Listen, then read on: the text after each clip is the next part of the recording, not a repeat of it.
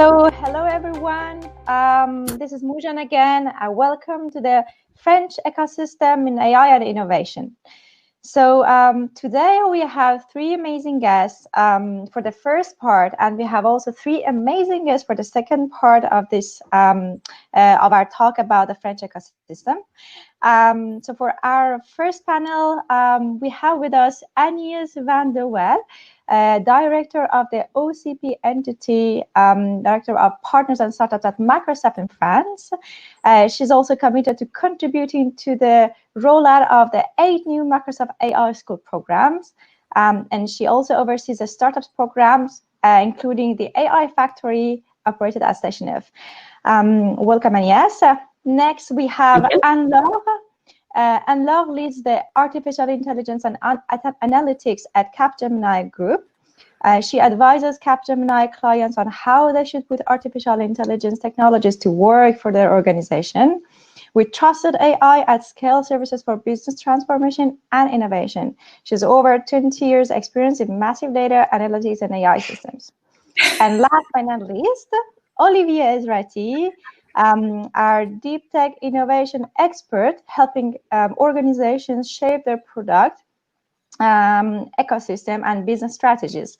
He's a member of the science board of ARCEP, the French telecom regulator. He is a blogger also, a very, very interesting blog, and he's also writing an in-depth report every year in January on Las Vegas CES. So I really advise you to go and check it out. He's doing that since 2006. Welcome all of you to the panel of Friends Ecosystem.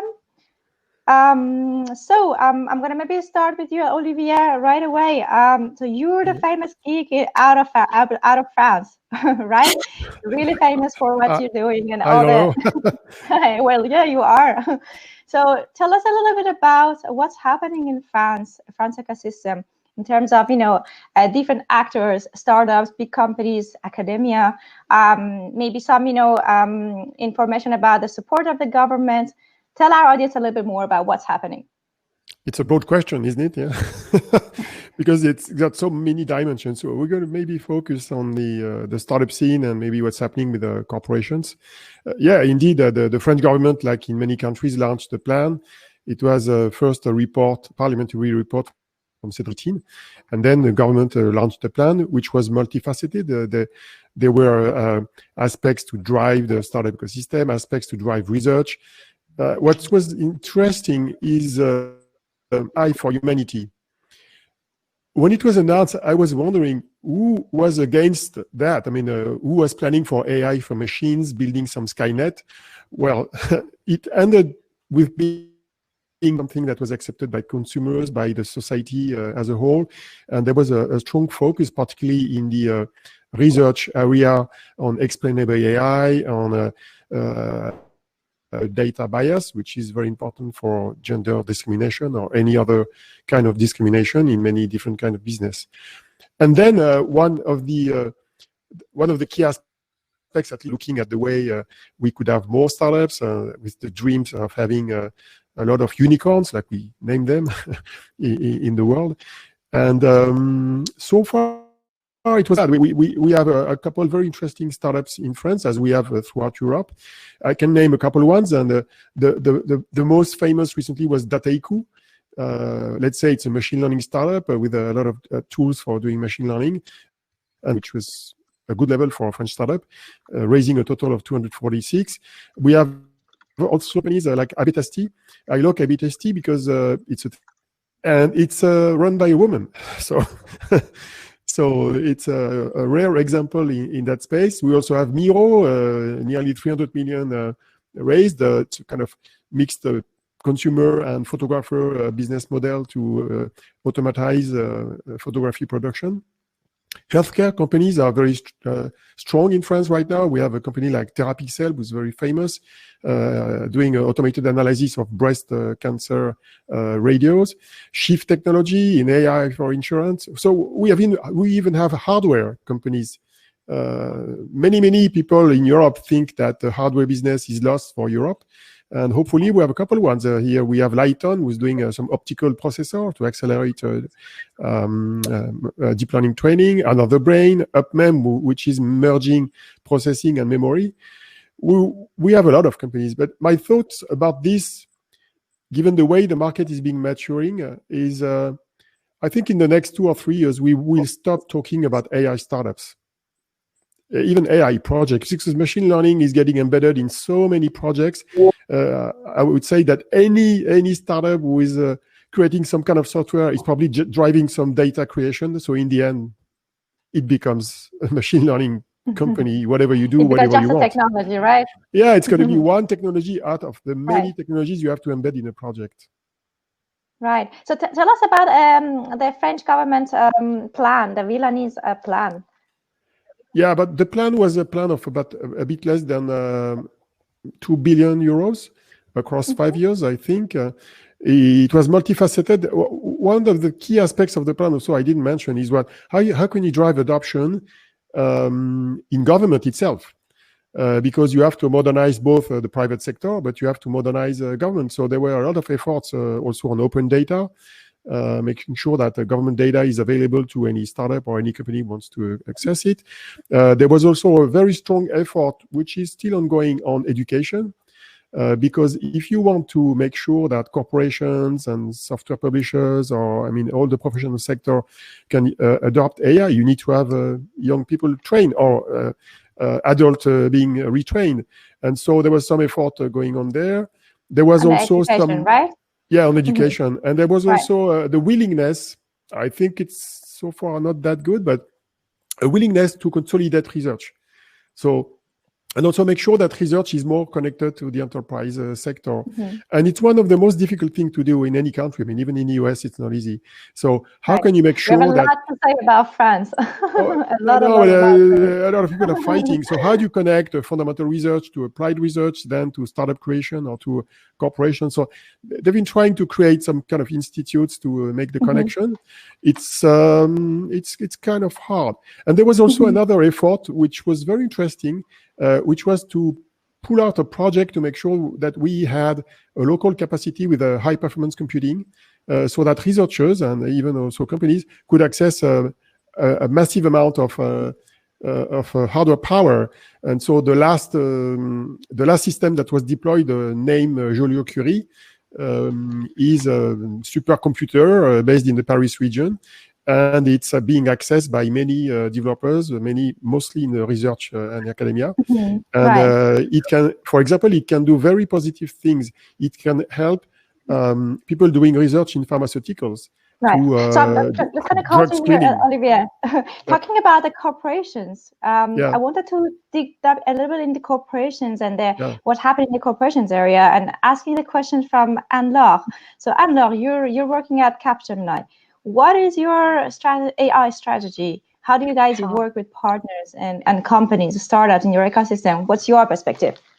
Sure. Well, actually, it's really focused at making AI as concrete as possible in terms of what it can bring to either businesses, but also public sector. So let's not forget, indeed, and you said it, Olivier, there's a lot of activities in AI in the French public sector, as well as in European public sector.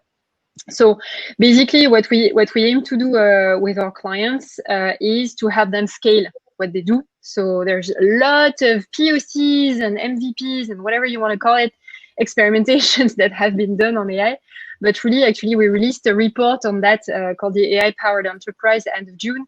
Only 13% of organizations we talk to report that they have managed to successfully scale their AI projects in multiple parts of their business. And when I'm talking about multiple parts of their business, it's from how they are interacting with clients, or how they're managing their inventory, or how they manage their people, and so on and so forth. And that's really what we're trying to do. And we cover a whole range of skills to do that, because yes, AI is about machine learning, but not only. So it's also about defining what it is that you really want to do with AI. So the strategy piece, it's about building the data platforms. That's actually my background, and I feel like a dinosaur when actually you're saying that I have 20 years of experience in that, but yeah, that's true. data platform. You need data in order to be intelligent. Obviously, after that, we built AI solutions with our partners. A bunch of things with which we have a lot of fun with, like natural language processing. Actually, one of the last solutions we built for a bank in the Netherlands was about using knowledge graphs in order to support anti-money laundering. But it's also about computer vision and so on and so forth. And after that, it's about putting real things in production at scale. And that's why we need to work with partners such as Agnes. I don't know if Agnes, you're next to me in the same way that I'm pointing to. But super pleased to be working with Microsoft, and in particular with Agnes, because really AI, in order to be successful, you cannot do it alone. You have to do it with the ecosystem. That's really, really important. And actually, one of the things that we're doing together with our partners and actually together with Microsoft is to ensure that we always put the humans first and not the technology. So we're not doing AI just for the sake of selling AI. We're doing AI for people. I guess it plays out also to the theme of AI for humanity. And one of the aspects to do AI for people is actually to ensure that they are properly trained. And that's why actually together with Microsoft, we do have an initiative called École IA, where we're actually welcoming people from a very diverse background. So the latest promotion we had 17 people, I think, 16 people, sorry, in it, 7 women. Voilà. So don't hesitate to join the next one. Oh my goodness, and perfect. Yeah, absolutely. And really don't, one of my main messages is also don't hesitate to join, even if you don't feel that you have the background for it, because we're including in this in this school people that have archaeology background, people that are in astrophysics, people that are students, that are teachers, because we really aim to create diverse teams for AI. So that's about gender diversity, but that's also about creating an inclusive set of skills to make sure that that AI solutions are beneficial for humans. Well, I stopped talking because it's already too much. Right. So just going to ask, throw the same question to Agnes and tell us a little bit about what is your strategy at start at Microsoft, and what are you guys doing? Because I know you're doing a lot about the École IA, about AI Factory. Yes. So please go on, share with us. So thinking of on what just Laure mentioned, and also Olivier, I think you cannot do AI alone. I mean, it's a full ecosystem. You have to embrace with you a ecosystem of customers and partners, entities, governmental, think tank, etc. Because we all need to be on it together to build the best AI, the more ethical ones, the one who are going to be useful, as Laure mentioned, not about technology for geeks, but really a useful AI for good and AI for real project. So jumping on what the government announced a few years ago, we have created at Microsoft a Think and Do Tank club named Impact AI. We initiated, but now it's a lot of customers and partners, and Capgemini is in it, but we had also AXA and a lot of other customers who are working together on how do we want to build an AI which is going to be really feasible and understandable for the people, for the consumer, but also for our commercial customers. And that is very important. So we are working on topics such as education, but also ethical AI and ethics, and also AI for good, a real project, how AI can help the economy to reboost and to restart after this crisis period. So I think we have a lot of topics to build together. And to do so, we have also, and as that's my responsibility, I'm leading the partners division for Microsoft. So ask our partners, both service partners like Global SI, such as Capgemini, Accenture, and others, but also IP partners, ISV, and startups to join us on this AI journey. And what is fantastic, in fact, clearly, is that now as Olivier mentioned, we have AI everywhere. I mean, we are not going to say that this project is AI because you are processing data. You need to resell your data. You need to evaluate and clean your data and then make it a very useful AI project from it. And all the partners are building solutions which are really industry oriented. So by vertical, for retail, for manufacturing, for transportation, etc. You have real case, which are not only a nice to have story to tell, during trendy party in the evening, but a real case that is helping the company to being successful, to better engage their customers, to have a real ROI. And I think that's why now we are really going forward, and even more in this post-COVID period. To jump on AI and education, so Laure mentioned the AI school, and I would like to come back on this project because it starts with a clear, in fact, analysis that we've made. AI is not only made for PhD people. I mean, yes, of course, we need scientists, after baccalaureate plus 6 or 8 years of studying, but we need also some other level working on AI, like data. Yes. If you're good at that. Those ones are open, quite easily. And that's what we have built with our École AI. And thanks to our partners, such as Capgemini, who said, okay, we want to go with you on this project, we were able to build classroom of people who has previously another job, as Laure mentioned. Of course, they could be before engineers, but some of them were just also bakers. Some of them were coming from a total different background, and they learned during 7 months what is to become a data developer, and then they join a partner. So it's a very virtuous circle, because you are training people, they are having discovering AI, so they have plenty of opportunities after, and they can work with our partners to make it happen. And on the diversity, because I don't want to lose our topics, which is women also in AI, our target is to have minimum 30% of women in each classroom, which can be done easily, because as long as you don't ask those women to come from engineer school, which is a kind of a blockers today. We know that we have very few women in engineer school in France still. We have to wait for the 10 years to come, maybe to raise the bar on that one. Those École AI that we have built with our partner Thieullent and with all our other partners are really open to a diverse profile. And we want to go to 50% women, because it's very important that in AI, you see the reality of the society. And society is made of 50% of women. If you don't have 50% totally right. include in your AI project, you have a bias algorithm. So it's very important to be conscious of also about the role and responsibility of women in every AI project. Thank you so much, Agnes, for this insight. So we talked about diversity. Maybe jump into this question very quickly. And you mentioned that maybe we shouldn't wait for 10 years. We should maybe use the workforce and the talents that we have already in the market to take them in the, to get them on the path of AI and developing this. So what is your takeaway? What is your thoughts on that?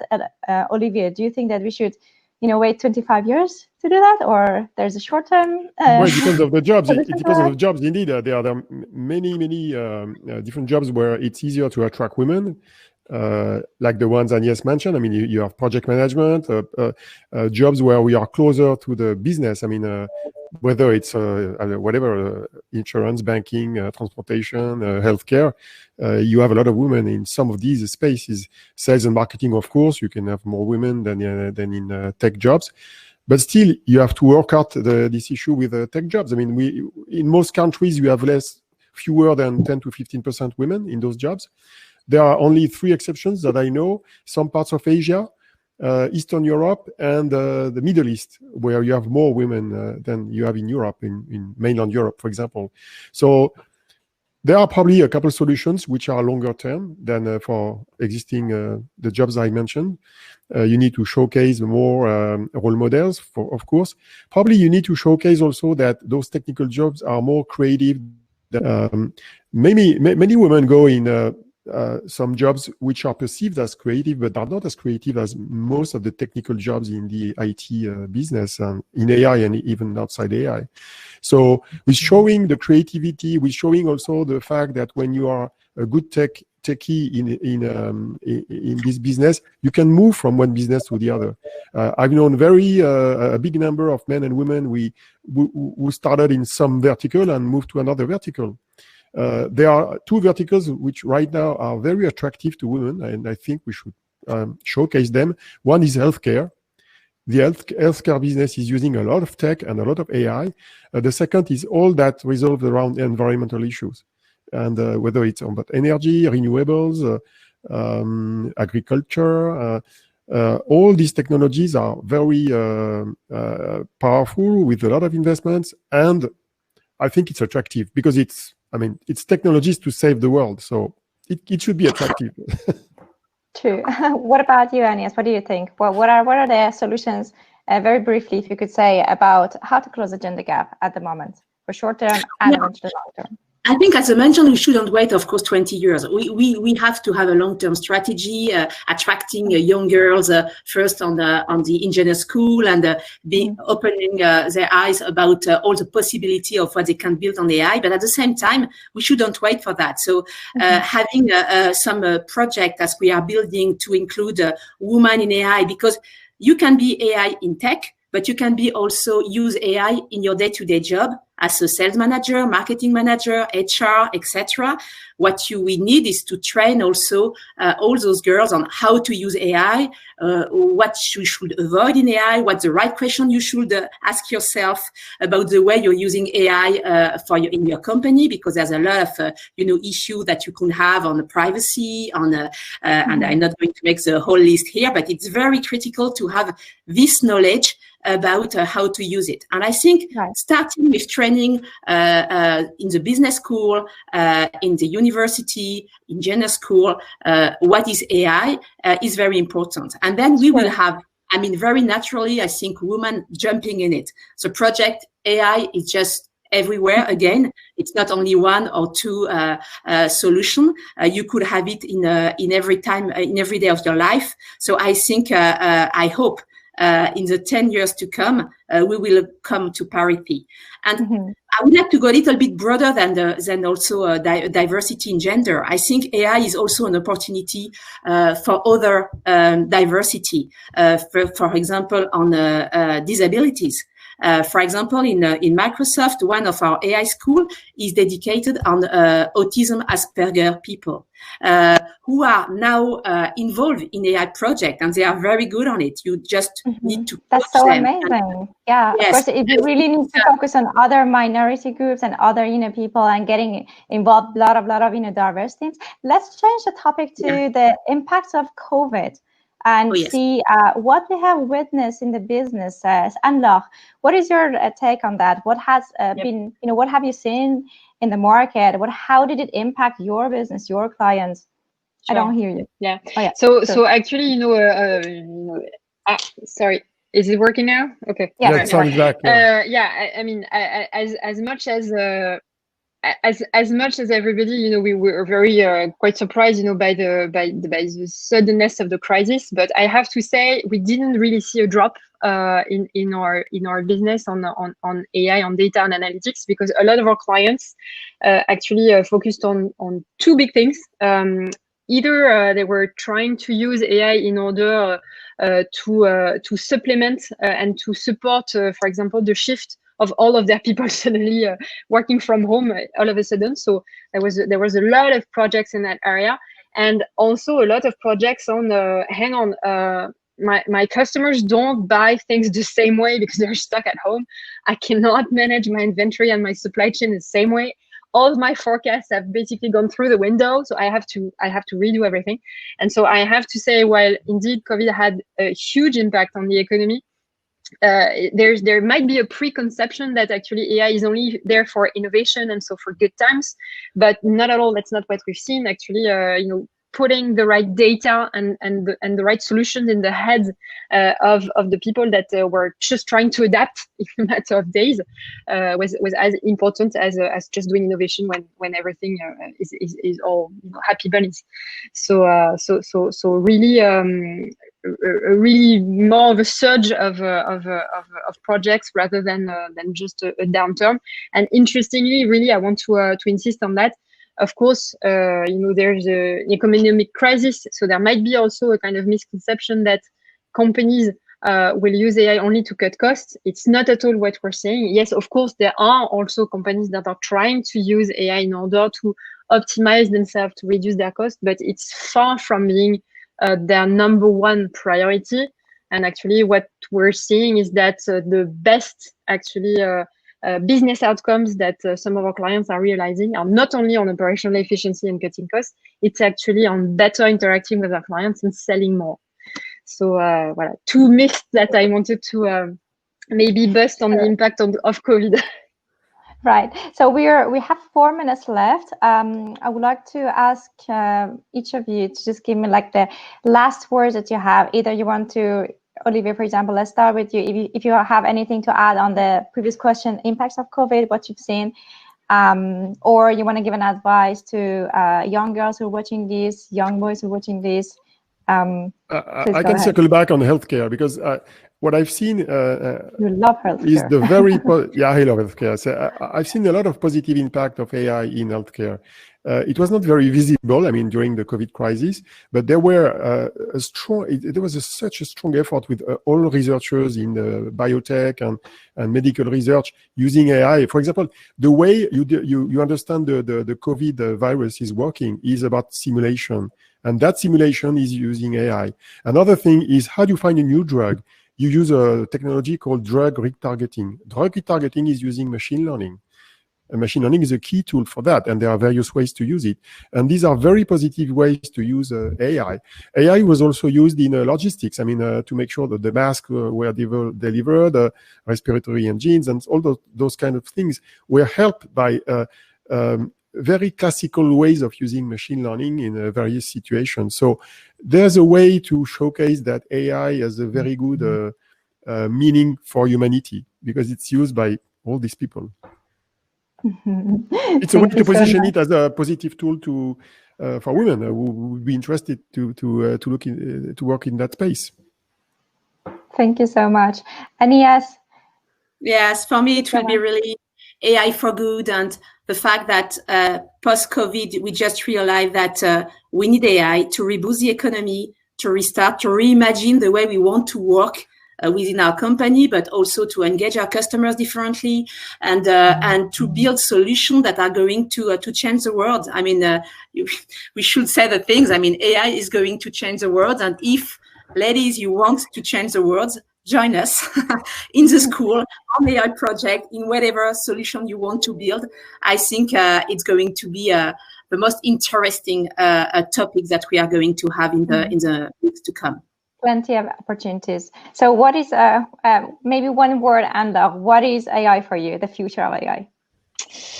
The future of AI, well, I will just come back to what Olivier has said, is that I wish really we stop talking about artificial and really we just talk about intelligence and how it just augments what we do.